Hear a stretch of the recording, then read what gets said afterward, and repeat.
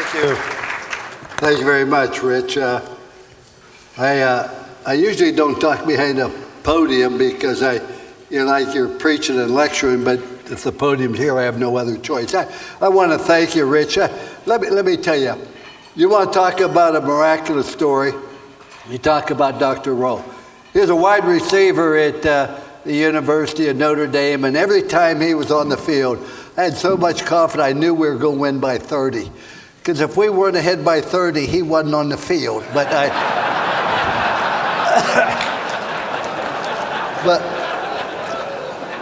he calls me. He has cancer. He's diagnosed as cancer as a player for us. Had to drop out of school for a year. He called and said, "Coach, don't let him get my number away. I will be back." A year later, he came back, played at Notre Dame, graduated, went on to medical school, Harvard School, etc. So you want to talk about a real Rudy story. You want to talk about an individual who's done so much. Dr. Rowe, and of course the credit goes to the parents, without a doubt. And Mr. Israel, I hope you'll tell your parents that I congratulate them on doing such a great job. Not you, but them. I just don't get that mixed up. So it's great to be back here. The Quarterback Club, what you've done is fantastic. Over $2 million to scholarship, and you do everything to promote football, whether it be on the high school level, the collegiate level, or the professional level. But just what a great opportunity this is, our time of the year. The Panthers are doing so great. Clemson's one of the two best teams in the country. The Gamecocks are going to head to another bowl, and the list goes on and on. And so I was at North Carolina State. This is the finest state, and I mean this sincerely. If you have to live year-round in one state, the Carolinas by far the best. Make no mistake about it. I couldn't help but reminisce. I'm signing some NC State things. I came to NC State. We had won 3 games for 3 years, and we had an athletic director named Willis Casey, and he's just a beautiful person, but he was a little bit different. And they had won 3 games. My first year, we go to a bowl game. That's when there were only 7 bowl games. There weren't 12. We go to a bowl game, and we play Bobby Bowden of West Virginia. We beat them 48-13. And I went back to Willis Casey. I said, "Willis, you haven't said anything about a bowl bonus." He said, "For what?" I said, "Well, it's customary. When you win, you go to a bowl. They give you a month's salary to the entire staff." Willis peered down over his glass and said, "Lou, let me tell you something. I hired you to do that.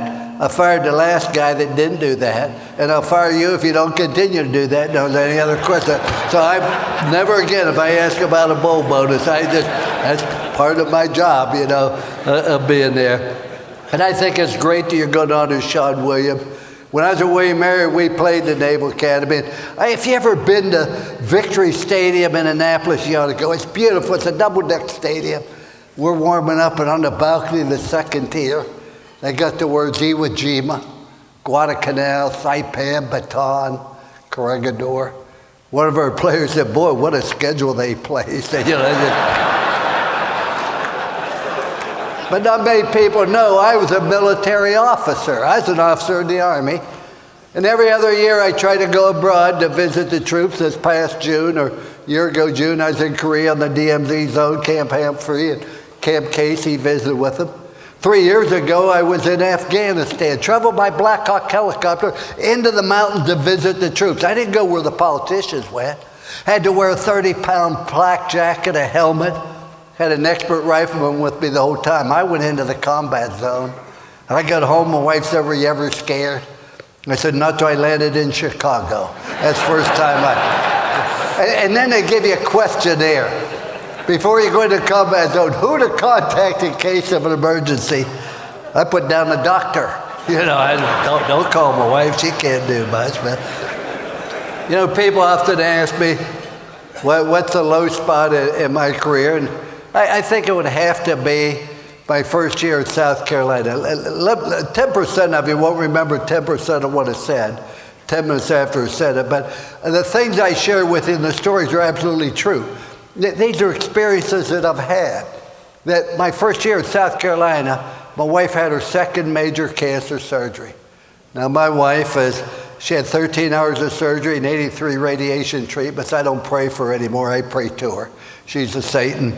Behind every successful person, remember this, stands a very surprised mother-in-law. That's true in my case, maybe true in yours, but then my son Skip went into coma the week we played Georgia. My mother died the Friday before we played Florida.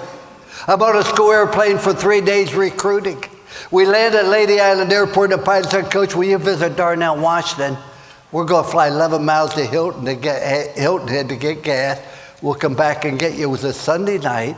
They didn't have any gas facilities at Lady Island. During that 11-mile flight, the school plane crashed. One pilot was killed instantly. Another was seriously injured, later died. We lost every football game that year. We went 0-11. I had a kicker that said, "I can't kick when you're watching." I am going to be at the games. That's part of the contract. Now, we're 0-11 that year, but records could be deceiving. We really weren't as good as our record would lead you to believe. Everybody's bitching and moaning, you can't win at South Carolina. He's too old, the game passed, all these negative things. When things don't go well, you have everybody pound on you. I'm in an airport after that first year. Guy come up to me and said, "Anybody tell you look like Lou Holtz?" I said, "Happens all the time." He said, "Really makes you mad, doesn't it?" On the bottom, you got two choices. You stay down or you pick yourself up. You have no other choice. And what I've learned in my life is you can accomplish anything in this world if you want to do something bad enough. If you want to do something bad enough, you'll find a way. If you don't want to do something bad enough, you'll find an excuse. And excuses are a lot easier to find than solutions. What I found is the attitude we have is by far more important than anything else. People say, "What was the high spot?" I was talking to Mr. Israel here, and we talked about the Miami game. You know, the Catholics versus Convicts? I really didn't like that. That really wasn't fair. I said, that's so inaccurate because not all our team was Catholic. But there are so many things happened at that game. We had a luncheon before every football game at Notre Dame. 3,000 people would be there. And the athletes would get up and talk about their experience at Notre Dame. I remember Craig Hendrick, the kicker that kicked for so many years for the Tennessee Titans. He got up, instead of talking about his experience at Notre Dame, he goes into a tirade about how unfair Coach Holtz is with kickers. And we're the only school in America to travel with one kicker and 3 priests. He said everybody else that's true. He said everybody else has one. He said everybody else has 3 kickers. I don't think anybody talked to, and the sucker wouldn't let go. And he kept going on and on about how unfair I was to kickers. So when he sat down, I said, "Craig, if you kick better, we'd only need to travel with 1 priest. You know, the reason we have to travel there." We're playing Miami. We have his lunch. I go and sit down. The guy gets up and said, "Before I give invocation, Coach Holtz, my name's Father Leo. I don't remember his last name, but I remember Leo because that's my middle name." He said, "I'm a Catholic priest. I'm the team chaplain of Miami. We've won X amount of games, and we plan on winning tomorrow." I think it was 37. He said, "I also want you to know that God doesn't care who wins this game. Let us pray." So when I got up to speak, I said, "Father Leo, I agree with you. God doesn't care who wins a simple football game." I said, "I promise you his mother has great interest in the outcome of this game." So if you just look at the way we do things, approach it. I've been fortunate, I've been blessed in so many different respects, in so many different ways. I never felt I coached football. I really felt I coached life. See, I think we complicate life, and we don't have to. I don't know why we have to. Do you realize there are only 7 colors of the rainbow? Look what Michelangelo did with 7 colors. There's only 7 musical notes. Look what Beethoven did with 7 musical notes. There's only 10 numbers. Look what Bernie Madoff did with 10 numbers. So it doesn't have to always be good, but it doesn't have to be complicated. And I try to keep life simple. The most important thing in this world is to learn to make good choices. I always felt this: if you do drugs, drop out of school, join a gang, get tattoos from head to bottom, get arrested, you're choosing to have difficulty in life, and don't blame me. Try to get people to make good choices. I'm working with Dr. Ben Carson in HUD, going into the inner cities, trying to get people to make good choices. That's why I say I've never disciplined anybody in my life. People say, "You're a disciplinarian." No, I'm not. All I try to do is get people to make good choices. I'm going to enforce the choices you make. You choose to violate the do right rule, you're choosing not to play. It's not my fault, that's your fault. My son, if you don't do your chores during the week, you're going to stay in Saturday night. That wasn't my choice to stay in. So let's just learn to make good choices. As I look and say, how do we bring a group together? Say, I only think we need 3 rules. I've only had 3 rules. Do what's right. There's never a right time to do the wrong thing, never a wrong time to do the right thing. Just do what's right. I don't think it's right to find a teammate's wallet before he lost it. It's called stealing, son. I found it, he hadn't lost it yet. Just do what's right. You know, and I think the attitude we have is critical. I remember Steve Berline. Now, Steve Berline played with the Carolina Panthers here for some years. I go to Notre Dame. He's a 3-year starter coming back. Owned all the passing records. And I sat down with him the first week. Now, this is how Steve remembers the conversation. I said, Steve, you're a 3-year starter, and that's wonderful. You own all the passing records, that's great. But I like a running quarterback, and you aren't very fast, and he interrupted me. He said, how slow do you think I am, Coach? I said, Steve, if you got in a race with a pregnant mother, the best you'd finish would be 3rd. I said, son, that's not what bothers me. What bothers me, you threw 17 interceptions as a junior. I said, son, I make this commitment to you. You'll not throw 7 interceptions your senior year. He got all excited and said, that's great, Coach. Is it the way you run around, so read the coverages? I said, no, when you get to 6, you ain't playing anymore. So that's not complicated. It's amazing how his attitude changed towards protecting them. But ladies and gentlemen, I cannot emphasize how important it is to try to do the right thing. I go to the College of William and Mary under a guy by the name of Davis White Pascal. And his goal was to join the Atlantic Coast Conference. At that time, South Carolina had dropped out of the conference. There were only 7 in the conference. He felt if we could build a football program comparable to the ACC, it'd be great. Well, that's what our goal was. Our second year, we won the Southern Conference Championship. And lo and behold, Dr. Davis White Pascal gets sick and has to resign. They hire an individual from the Ivy League who wants to go to a non-scholarship program. Now, there's nothing wrong with non-scholarship program. But I wanted to compete against the best. I wanted to compete against Woody Hayes, Bear Bryant, Rip Engels, etc. And I couldn't do it. So I knew I was going to have to leave William and Mary.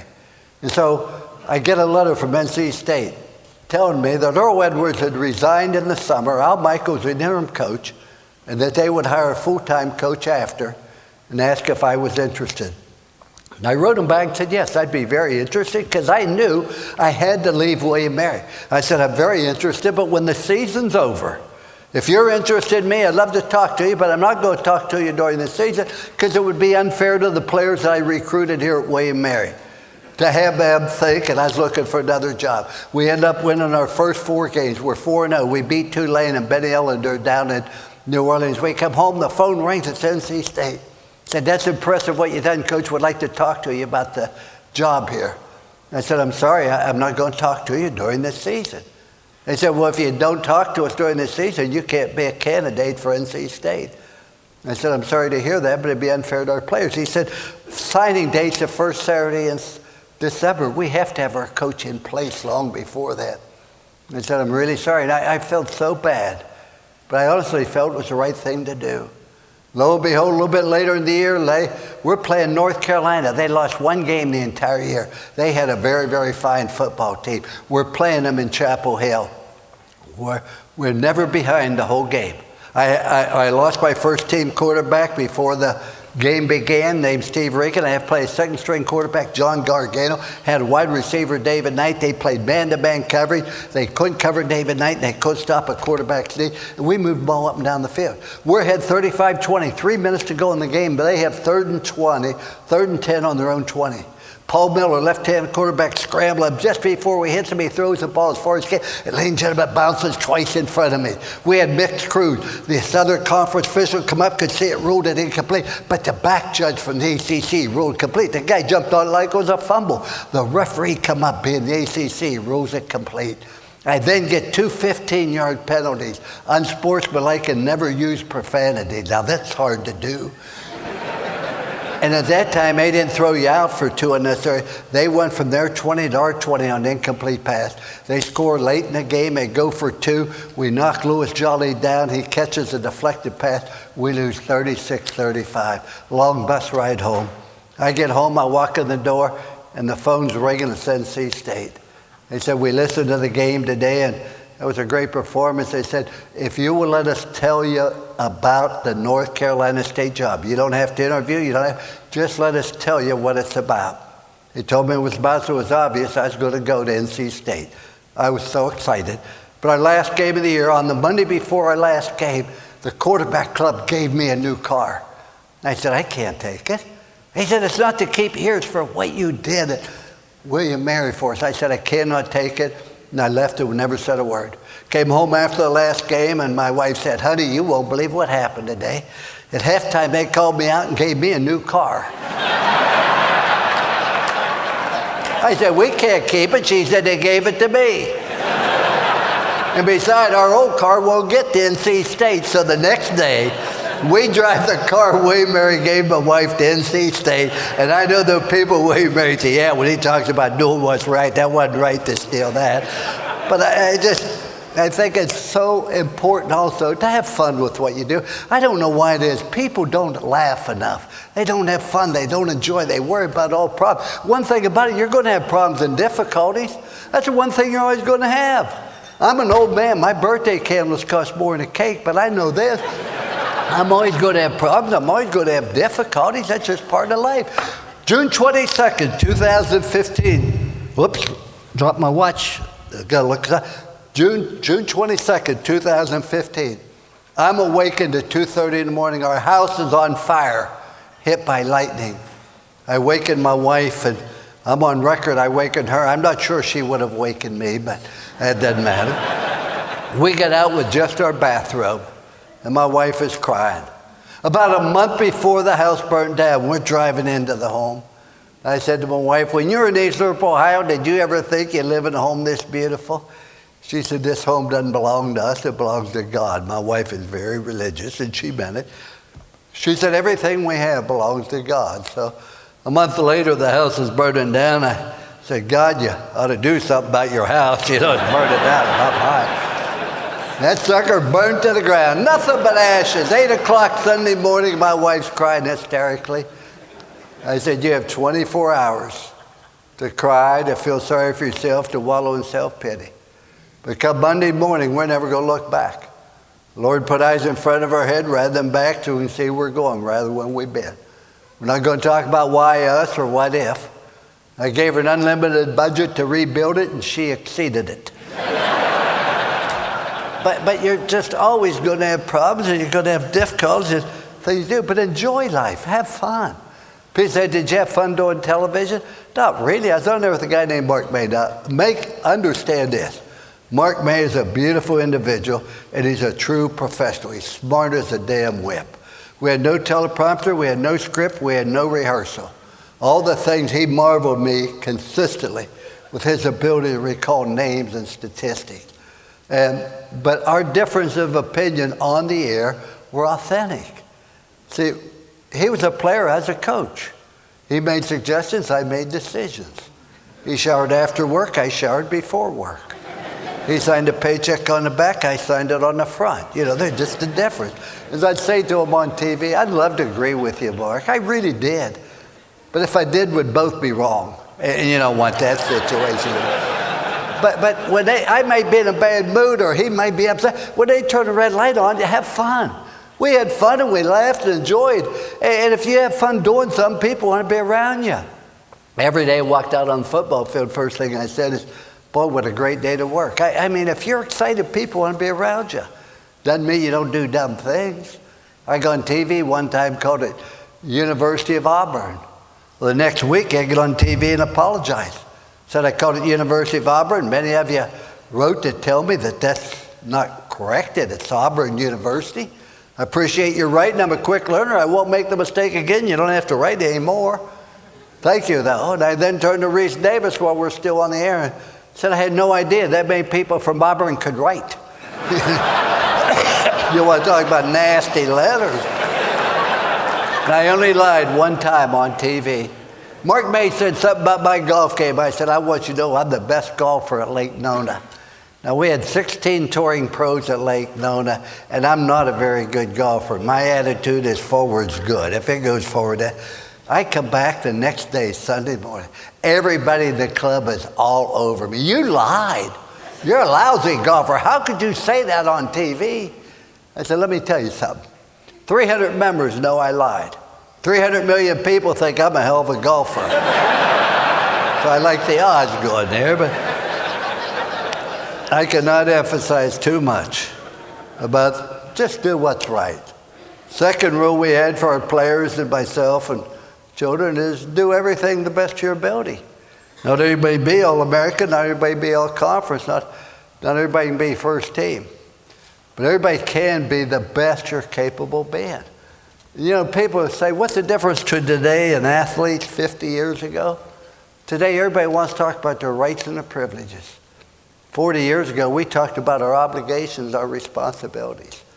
I'm one of these people who believe when you join a spouse, you bring a child to the world, you join the military, you join a team, you join a business. You have obligations, you have responsibilities. You must honor that to the very best of your ability. I've taken over 6 college situations, never inherited a winner. Never failed to go to a bowl game by the second year at the latest. One of the first things I'd do, I'd bring out a rope and would have a tug of war, offense, defense. The offense or defense, yeah, we won. So we can't win when we pull against each other. And then sit them down in the middle of the field and talk to them about some things I believe about teamwork.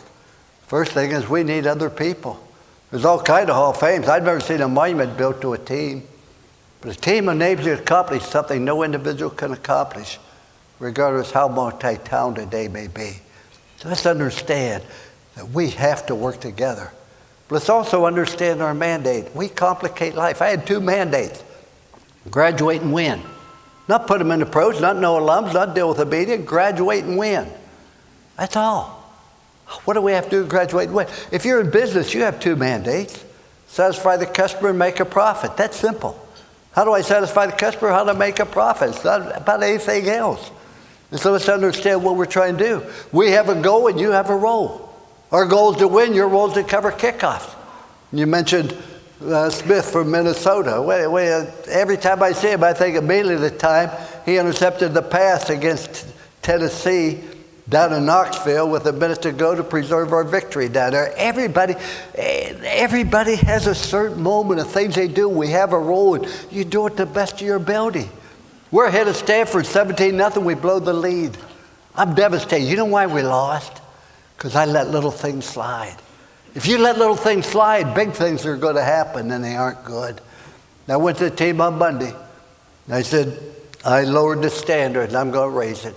If I'm murdered tonight, the police won't even investigate it. We have an All-American guard. Aaron Taylor was injured. And this place was the second-string left guard. Didn't take very long into practice to realize the second-string left guard was just going through the motions. And I stopped practice. I said to the left guard, what gives you the right to cause your teammates to fail? The other 10 guys are playing their heart out with nothing to show for it because one guy is letting everybody down. He had me in the holiday. I said, go stand on the sideline and think about it. I was so bad. Third string left guard jumped in the huddle. I said, no, we're going to play without one. I hadn't planned it, but I was mad. Broke the huddle. The defense said, what do we do? I said, act like we have one. Rick Meyer takes the ball, gives the ball to Reggie Brooks, our tailback. Oliver Gibson comes through the vacant left spot. Hits Reggie Brooks as soon as he gets the ball. Tremendous thud. Moment of silence. Reggie started to moan. He couldn't see. Scares you. Turned his helmet around. He was okay. Came back to the huddle. After 2 more plays, that opened rebellion. I said, what's wrong? What's wrong? We don't have a left guard. I said, when did you notice? I said, 3 plays ago. I said, we haven't had one all day. I'm tired of pretenders. I'm tired of imposters. I'm tired of impersonators. I said, we played last Saturday with 8 players and 3 imposters. I would have rather played with 8. Oh, we would have lost. Everybody said, wow, if we had 11 like them, nobody'd beat us. We never lost again for the next 17 straight games. We have a goal, and you have a role. I expect you to do that role to the best of your ability. Third thing is the challenge escalates. The need for teamwork must elevate. You don't need teamwork to lose. If you're going to win, you need it. 1 year at Notre Dame, our schedule comprised Michigan, Penn State, Miami of Florida, Tennessee, Alabama, Texas, Southern Cal, and Stanford. Somebody said, how'd you sleep when you looked at that schedule? I said, like a baby. Woke up every 2 hours and cried. I thought, oh. And the other thing about teamwork, embrace change. We're going to have change, but don't fight change. And don't say, well, let's try this. Make whatever changes you have to make to graduate and to win. If nothing else. What changes you have to make to meet the customer's needs and to make a profit. I'm the only coach to win the national championship and graduate 100% of the athletes. We moved our study hall from a classroom where they felt like they're in jail into the library. There's one way in the library, there's one way out. Where the girls go, the library. Where the good students go, the library. Where the computers in the library. Why'd we make the change? So we could graduate. Too many people fight change and too many people don't want to see change. But make whatever changes you need to make to meet your mandate. And it's not any more complicated than satisfy the customer and make a profit. I could talk forever about that. But time doesn't allow me because I've got to be in Lexington tonight. But the third rule is just show people you care. You're never going to meet anybody again that doesn't need a smile, a kind word, encouragement. My wife and I are opposites night and day. She said opposites attract and then attack, and that's probably true. But she doesn't have much of a sense of humor, but she left me a note several months ago on my desk. It said, Lou, I can't please everybody in the world, so I'm going to stop trying. And I'm going to focus on pleasing one person a day. The day's not your day, and tomorrow doesn't look real promising either. She has done one interview in her entire life because she said somebody in the public life is enough, because it had to do with cancer. And they said to her, Ms. Holtz, what'd you learn from having cancer? She said, I learned how much my family loved me. We didn't love her anymore. We showed it. Why do we have to wait for somebody to have a catastrophe before we reach out and let them know how important they are to us? But just, we loved her every bit as much, but we showed it after that. And my wife always gets mad and said, how do you talk about caring about people with a bumper sticker on your car? I got a bumper sticker on my car that offends my wife. We go to 8 o'clock Mass on Sunday. She makes me park in the back of the lot so nobody can see it. I think it's funny. She thinks it's obnoxious. The bumper sticker said, Jesus loves you. Everybody else thinks you're an asshole.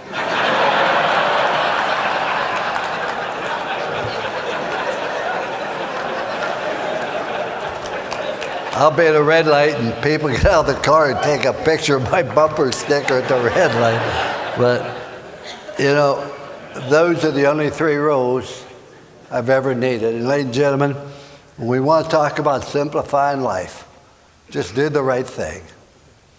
Do the best you can. Show people you care. You follow those 3 rules, your self-image rises up. Your confidence rises up. But just those 3 rules. Why are those 3 rules important? Because everybody asks 3 questions. The 3 questions every athlete asks of me are the same 3 questions I ask of them. Question number 1, can I trust you? See, without trust, there can be no relationship. And trust is also transparency. My wife and I have been married together 114 years, 57 apiece, but together. Because I can trust her and she trusts me. You have to have athletes you can trust. They got to be able to trust you. They don't have to like you. But what they have to do is be able to trust you. Now, the only way I know that you can ever generate trust is if both sides does the right thing.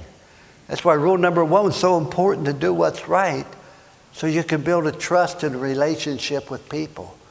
And if the players do what's right, they can trust one another. There's going to be a relationship.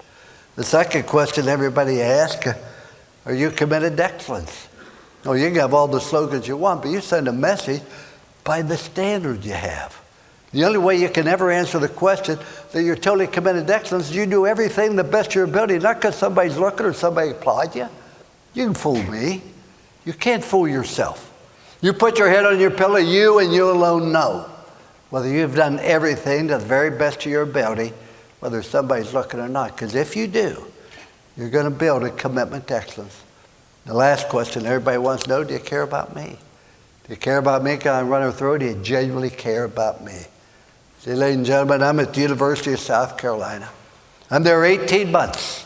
We have the longest losing streak in the country. I find out around June 8th at 5 o'clock that afternoon, 2 players on the team that afternoon were arrested for selling drugs at 5 o'clock. Had the whole team in summer school. I said a one-team meeting at 7 o'clock. I was so mad. You know I was mad. I'd been in South Carolina 18 months. Those players still didn't trust me to tell me what was going on. Now, everybody has an assigned seat. Freshmen in the back, and each year you move up. I'm talking to the seniors. Why didn't you trust me? Can you imagine the headlines of the paper tomorrow? Longest losing streak in the country, and now we're arrested for selling drugs? I wanted to know why. I was mad.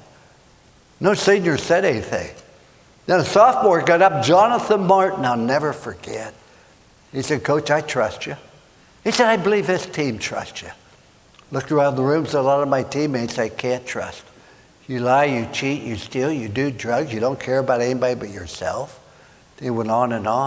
And Andre Goodman, a junior, played 11 years in the NFL as a defensive back, got up. Said, I agree with him.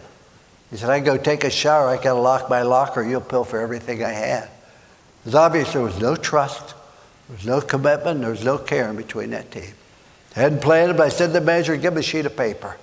I said, tonight I want you to write down everything you've done to violate trust, commitment, and love. It'll be confidential, but I want it thorough. Bring them back tomorrow when classes end at 2 o'clock. I came in the meeting room at 2 o'clock. I said, follow me. We went out to the practice field. Now, South Carolina had a tradition. Every time they won a big game on the road, they put a little tombstone. Had the date, the name, the score of the opponent. Wasn't a very big graveyard there, just a couple of them. Had a tombstone delivered this big blank. We dug a hole, put every one of those papers in, burned them, covered up with dirt. We made a commitment. Whatever happened before was over. But from that point forward, we would not have a teammate that we couldn't trust, wasn't committed, and didn't care. 6 months later, we had the second greatest turnaround in the history of NCAA football, where we beat Ohio State on January 1. Following year, beat Ohio State again, finished 11th in the country. The point I make is those 3 rules have never let me down. And when somebody violated the rule, I'd sit down with them, and I'd say, son, I don't believe you're doing the best you can in Spanish 2. Here's why. Got an A in Spanish 1, you're getting a D in Spanish 2, missed class 3 times, study all twice, tutor once. I don't believe the best you can do, and I want to know why. You never criticize a performer, but you must criticize a performance. And when people need love and understanding the most is usually when they deserve it the least.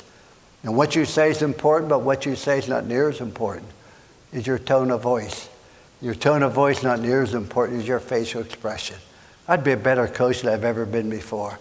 Somebody screwed up, I'd put more around them, and I'd say, Rod Smith, that was the dumbass thing to do. And you have no idea how mad I am, and boy, when I get you on the practice field, you're going to find out. That coach loves the player. Because tone of voice, the madder you get, you don't lower the standards, the madder you get, the more you smile, and the softer you speak. It's always a pleasure to come back here. Congratulations, Coach Rowe. Dr. Rowe, so proud to have you, Rod. Great seeing you. Tremendous turnout. I just shared thoughts and ideas of things that happened. I've been fortunate, I've been blessed in so many different respects. And as I think it was Mark Twain said, the 2 most important days of your life, one's the day you're born, the other is the day you discover why you're born. We discover we're basically born to help our fellow human beings. Life takes on a different perspective. I leave you this very last thought, and as King Henry VII said to his 3rd wife, not going to keep you much longer, but I leave you with this very last thought. Want to be happy for an hour, eat a steak. Want to be happy for a day, play golf. Want to be happy for a week, go on a cruise. Not be going on a cruise like being in jail, except you have a chance to drown, but if that's what you want to do, so bad. Want to be happy for a month, buy a new car. Want to be happy for a year, win the lottery. Want to be happy for a lifetime? Make sure people would miss you if you didn't show up. And the people you miss are those you can trust, those who are committed, and those that care. Thank you so much for having me. Congratulations on everything this quarterback club does.